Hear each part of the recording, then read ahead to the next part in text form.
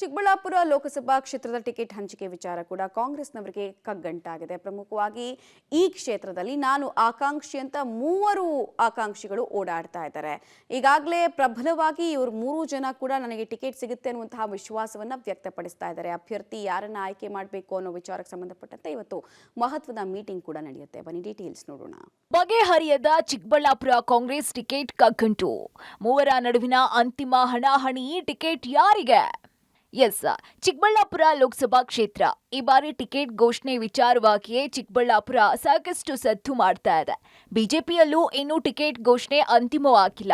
ಇತ್ತ ಕಾಂಗ್ರೆಸ್ನಲ್ಲೂ ticket ಕಗ್ಗಂಟು ಬಗೆಹರಿದಿಲ್ಲ. S, ಮಾಜಿ CM Veerappa Moily ಹಾಗೂ ಯುವ ನಾಯಕ ರಕ್ಷಾರಾಮಯ್ಯ ಸೇರಿದಂತೆ ಮಾಜಿ ಸಚಿವ ಶಿವಶಂಕರ ರೆಡ್ಡಿ ನಡುವೆ ಪ್ರಬಲ ಪೈಪೋಟಿ ನಡೀತಾನೆ ಇದೆ. ಟಿಕೆಟ್ ವಿಚಾರವಾಗಿ ಮಾತನಾಡಿದಂತಹ ಮಾಜಿ ಸಿಎಂ ವೀರಪ್ಪ ಮೊಯ್ಲಿ, ನಾನು ಚುನಾವಣೆ ಫೇಸ್ ಮಾಡೋದಕ್ಕೆ ಶಕ್ತನಾಗಿದ್ದೀನಿ.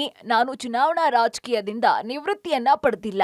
ಹೈಕಮಾಂಡ್ ನನಗೆ ಟಿಕೆಟ್ ಕೊಡುವ ವಿಶ್ವಾಸದಲ್ಲಿ ಇದೆ ಅನ್ನೋ ಮಾತುಗಳನ್ನ ಆಡಿದ್ರು.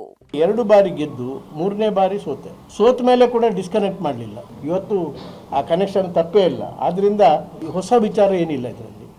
ಲೆಜಿಟಿಮೇಟ್ಲಿ I should get the ticket.